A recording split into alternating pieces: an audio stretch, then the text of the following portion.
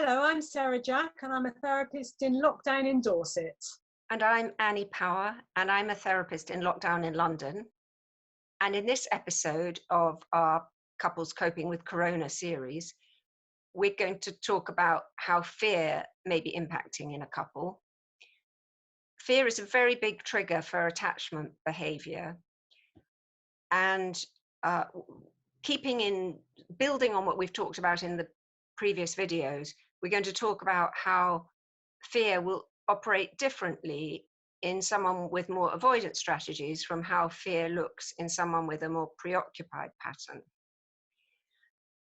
It doesn't need me to list the different types of fear that could be around at the moment, whether it's the fear actually about dying, illness of loved ones or the self, money fears about how the children are going to be impacted, and really very central for a couple is fears about how their relationship is going to weather this. So given that fear will trigger is one of the big things that has been recognized as triggering attachment behavior, and the pursuer's attachment behavior is to draw close. The withdrawer's attachment behavior is to seek distance. And when we're frightened and troubled, our care-seeking skills may be undermined. Care-seeking skill, a bit of an odd phrase, but it's a really important one. When we feel very secure in ourselves and secure in a relationship, we're able to ask for what we need in an appropriate way, which is the way that we're most likely to get what we hope for. The thing that's so painful is that when we're very troubled, our care-seeking skill, our skill level goes down badly. So, for example, we might see a preoccupied partner approach their other half and say something like, I just wish you'd listen to me for once. Which, when I say it in cold blood like this, you can see it's never going to be a successful strategy.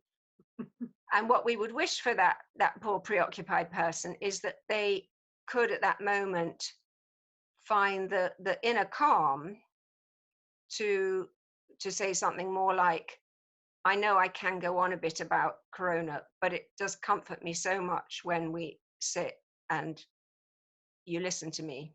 I can see Sarah's nodding. Would you like to say anything, or shall I go on to the avoidant one? Go ahead to say more about the avoidance. So just briefly, if the person with an avoidant strategy, if their care-seeking skills are undermined, which they're bound to be, it's not so much that they ask in a ineffectual way. They don't ask. So they say they're fine. If their partner should ask them how they're feeling, they'll say they're feeling fine.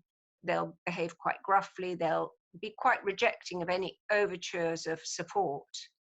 And we know that roughly what's going on inside them is a fear that if they let vulnerable feelings emerge, they'll be overwhelmed. So their care-seeking behavior will look like distracting themselves with television, books, porn, whatever takes them into another world. And so sadly, the moment when two people most need comfort, and the avoidant person, if they could almost magically find the words, they might say something like, can we just sit down? When we sit quietly and you hold me, that's a great help. I mean, my thoughts are about the avoidant is that there's such a sense of denial about their feelings, a real sense of shame.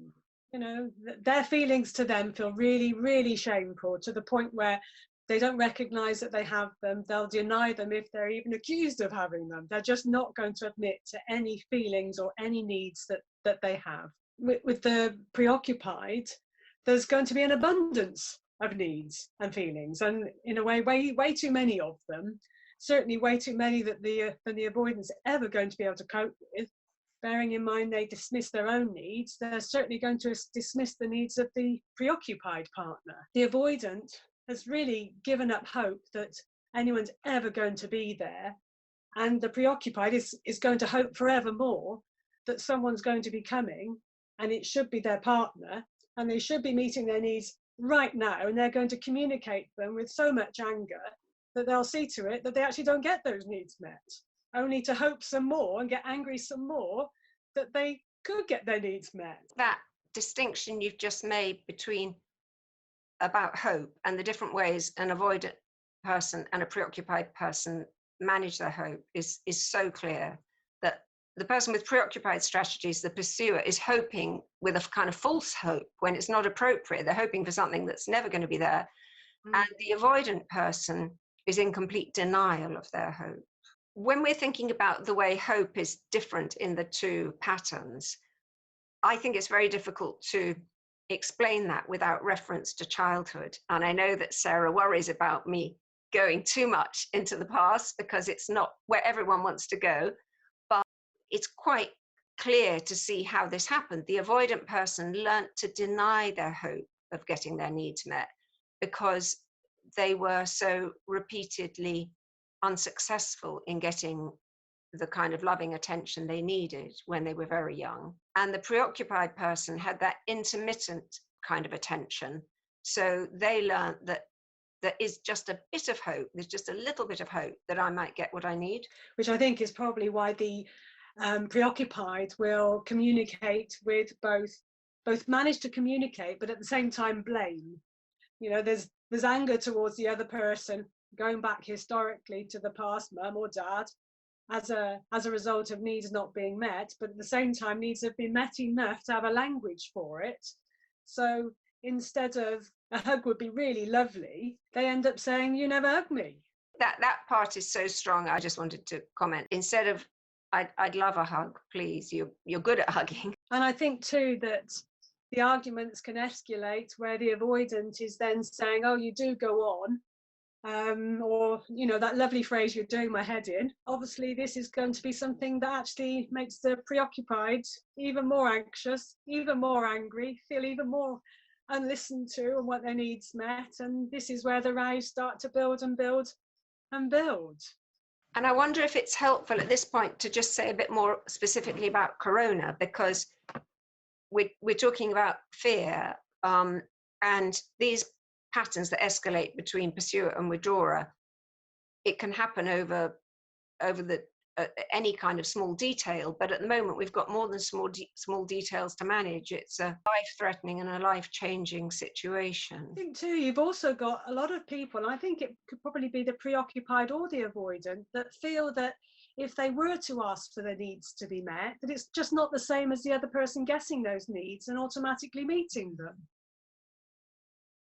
That's really important, how much we all long to be understood without having to explain ourselves too fully. And I suppose when a couple relationship is really working, then that quite kind of, that desire, which in some ways is the desire of a child, fits really well into a couple relationship up to a point, provided it's not all one way, provided it can be reciprocated. I'm thinking that a kind of nice definition of a relationship working well enough is that partners are able to take both the role of caregiver and care seeker.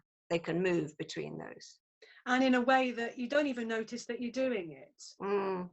In a secure relationship, or when everything's going smoothly, even with the avoidant and the ambivalent, as we call them, preoccupied now. So I think in a secure relationship, it just runs so well that you don't notice that you're care seeking or caregiving. It just flows. It's like you say, when fear gets activated, everything's just too near the surface. And perhaps the thing about fear that it's worth mentioning is that it's a very primal kind of physical body response. Our whole neurochemical system is triggered with fear into fight, flight, freeze. And so it's much harder to manage our feelings because a more basic part of our brain is taking over and dictating our behavior. Good point.